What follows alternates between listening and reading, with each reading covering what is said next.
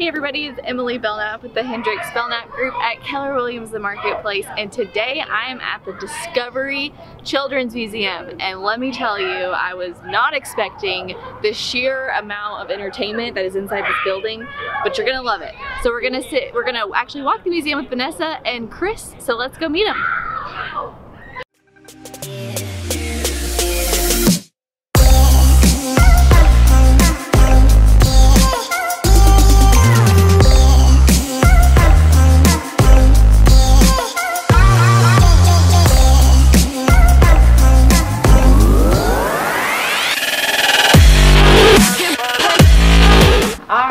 So I am here with Vanessa and Chris.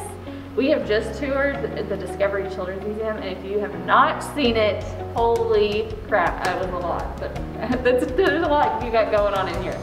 So tell us a little bit about how long you guys have been here, what kind of programs. I know we were talking about you got some programs that are constantly changing, so tell us about that. So the Discovery Children's Museum started here in 2013. So it's been here in the downtown Smith Center campus since then. So the galleries are kind of divided into three basic departments. So we have early childhood education galleries, we have arts and humanities galleries, and then we have science and nature, and then we do have an additional makerspace. So those themes stay the same, but we also do weekly themes where those change every week, and with that we change the activities within those spaces. So we talked a little bit about the study hall situation, which I think is one of the most exciting things right now, because you guys are being totally hands-on in the community, and I know our community is loving you for that. So tell us a little bit about that. So we have this wonderful study hall program where we have about 50 students that are in this program, and typically we'd have what's called a traveling exhibit, but because of COVID, we don't have that right now. So we thought, what's another way that we can help out our community? And we opened up our traveling exhibit for multiple students to have access to both technology and to presenters. So there's some adult supervision. So I know there's a lot of galleries, so it's really hard to pick a favorite. But if you had to pick a favorite, what would it be?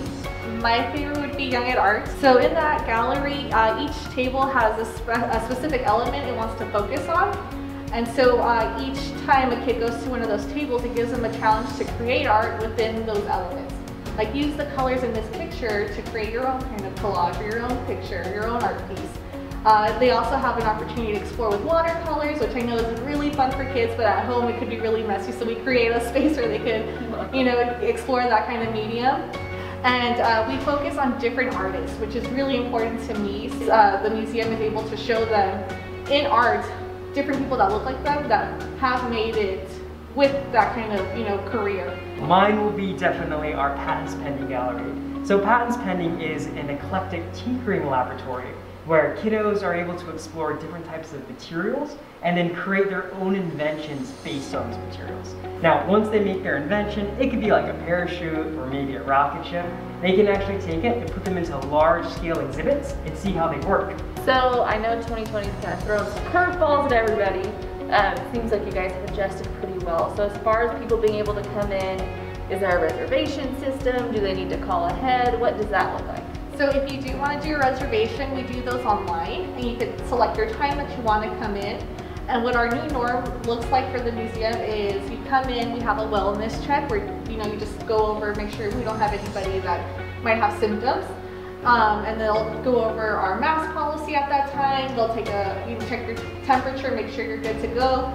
And then once you come in, you'll be able to explore the museum with physical distancing.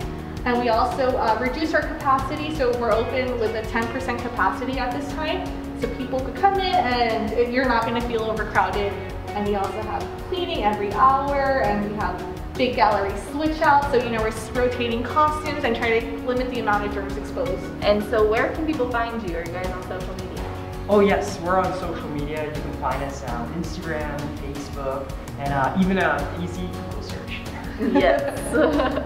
So if there is one thing that maybe somebody who has never been in or hasn't even heard about the Discovery Children's Museum, what was the one thing you would want them to know?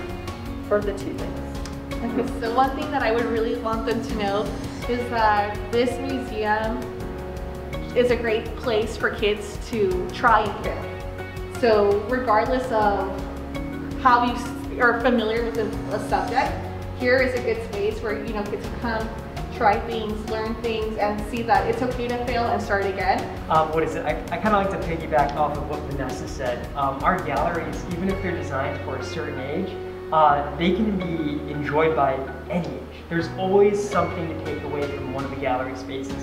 And it doesn't matter if you're a tiny tot or you know, someone who's older, you can have fun, you can enjoy it, you can experience it. I love to see families exploring a gallery and mom, dad, brother, and sister, they're working to figure something out or to experience it together. So wish this was around when I was growing up. But anyways, thank you guys so much for just giving us the grand tour, walking us through everything. It is such a beautiful and fun place you have here. And it was so much fun getting to hang out with both of you. Thank you Thank for you. coming in.